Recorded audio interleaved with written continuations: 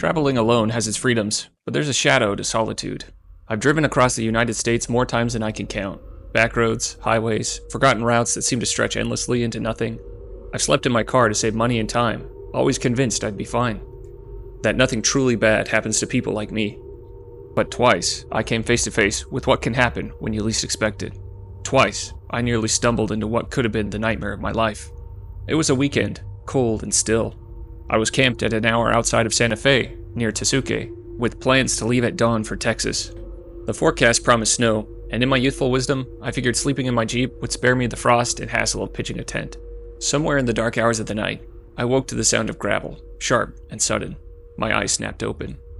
An SUV had skidded into my campsite, its tires sliding to a stop as if the driver had lost control, or didn't care to keep it. My pulse quickened, my breath visible in the cold air. The stillness shattered when the mariachi music erupted from the vehicle, so loud it drowned out the wind and set my teeth on edge. I sat up listening, waiting. Maybe it was drunks, maybe it was some random joyride. The doors opened, and then they ran. From my cramped spot in the back of my Jeep, I watched as figures emerged, sprinting to the blackness of the trees. They screamed as they went, blood-curdling cries that carried through the forest and echoed back as if the woods themselves were joining in. I froze. The screaming didn't stop for a long time. Long enough for my brain to cycle through every possible explanation. Were they drunk? High? Running from something? Or running towards something? And then, just as suddenly as it had begun, it stopped. Silence. A silence so absolute that the hairs on the back of my neck stood up. I curled tighter in my sleeping bag, desperate to disappear. I tried to calm my breathing, my racing heart. Minutes stretched on, maybe hours. I dared not check my phone for the fear of the light betraying me. Then I heard them. Voices. They were faint at first, like whispers carried on the wind, but they were close. Too close. I held my breath, straining to listen, until one voice cut through. "Do you think someone's in there?" A sickening, creeping dread spread through my body. My fight-or-flight instinct shattered like glass. I snapped, I screamed, wild and ragged, and lunged for the front seat, crawling over my gear. I fumbled for the keys, turning on the headlights and ignition in one frantic motion. The light hit them, shadowy figures with pale, startled faces. They scattered like insects caught under a boot, slipping back into the forest and down the slope of the mountain, vanishing into the dark. I didn't stop shaking until the Jeep was miles away, the trees shrinking in my rearview mirror. The second time was different, but the fear was the same. It was Christmas. I was driving west to Oklahoma to visit family. I was cheap, and a hotel room felt unnecessary.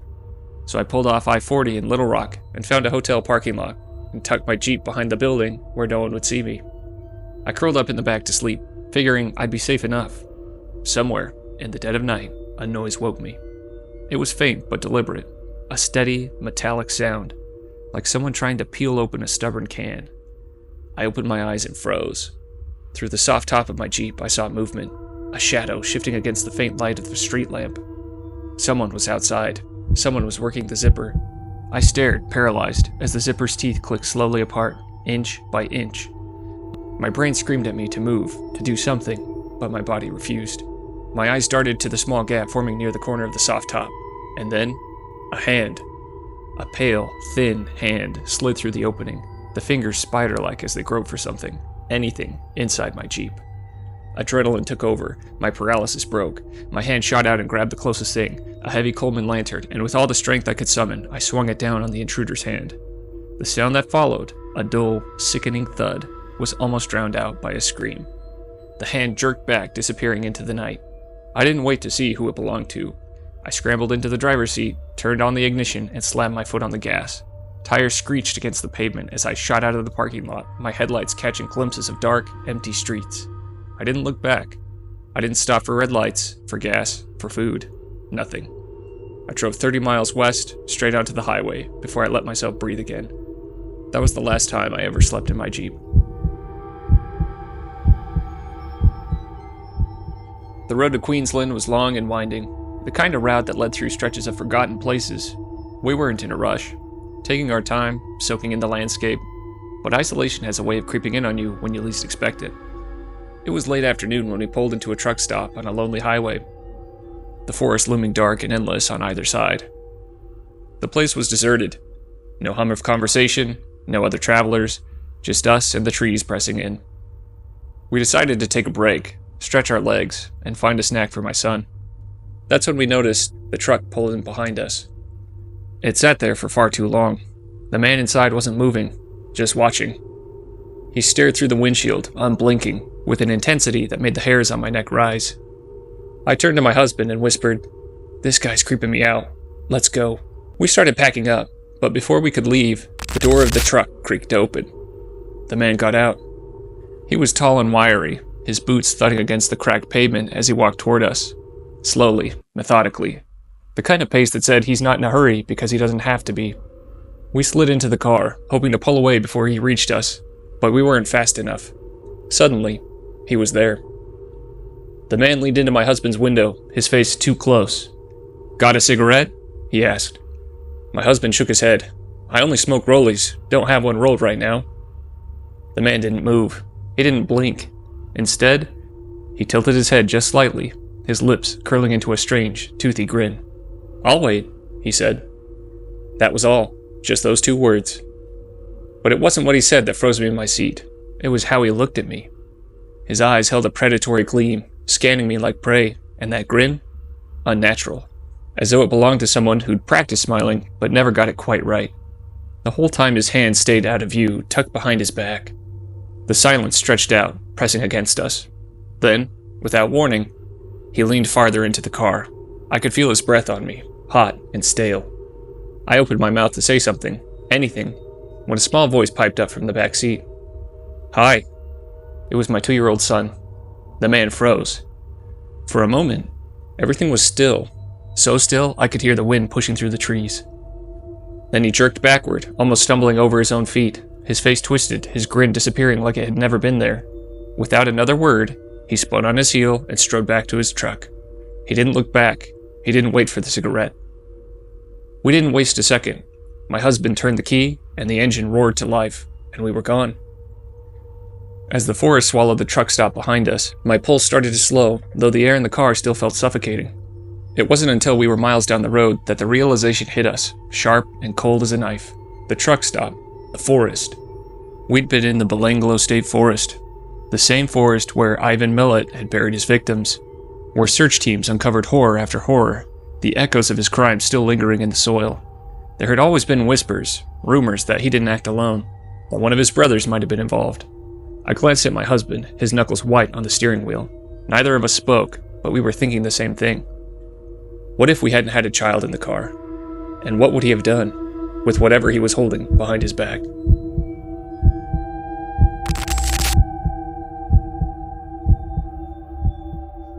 This story takes me back to spring 2016, when I was still in my late 20s and full of the youthful fearlessness that comes with being young, fit, and free-spirited. At the time, my ex and I had decided to quit our jobs and travel to the US on a whim, pre-pandemic, before van life was a trend. We were living the dream, or so we thought. By the time we reached southern Texas in late April, we found ourselves driving onto Padre Island National Seashore. If you've never been, it's a beautiful stretch of beach where you can actually drive right onto the sand. We were in a 26-foot 1976 Chevy motorhome, and when we arrived at night, we were blown away by the view when we woke up the next morning. The ocean was a mere 15 feet away. The sight was incredible, one of those moments I'll never forget. The place was packed with college kids and high schoolers on spring break when we arrived. It was party central, but by Monday morning, everything had changed. The beach was empty, completely empty. We were the only ones there, stretching for miles. It was a beautiful, serene morning, and I took my dog for a walk before retreating to the motorhome. I sat down at our pop-up dining table with the big windshield facing the ocean, settling in to do some journaling. My ex was still asleep in the back of the RV, and I was completely alone in that peaceful solitude. Then, about 15 minutes in, I saw a beat-up gray pickup truck drive by, heading toward the park entrance. It didn't register as anything unusual, but then, 5 or 10 minutes later, the truck came back, this time driving incredibly slowly. As it passed our RV, the driver and I made eye contact for what felt like an eternity.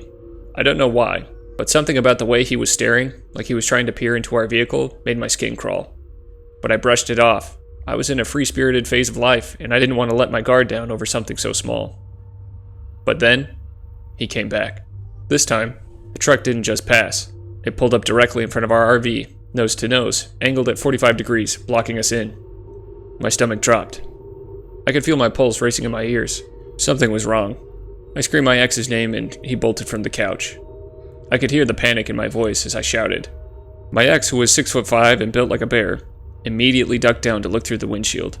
The man's truck was so close, I could almost hear his engine sputtering in the eerie silence. And then, without warning, the truck sped off, kicking up sand and disappearing into the distance. I didn't realize until later that day how close we had come to something far worse. When we arrived, we had only taken one camping chair out, a single chair, placed plainly in front of our RV. It didn't strike me as strange at the time, but now looking back, it terrified me. We'd never done that before. Normally, we would have pulled both chairs out, one for me and one for my ex. But instead, we used driftwood to sit by the fire. He thought I was just some young girl, out there by herself. Easy break.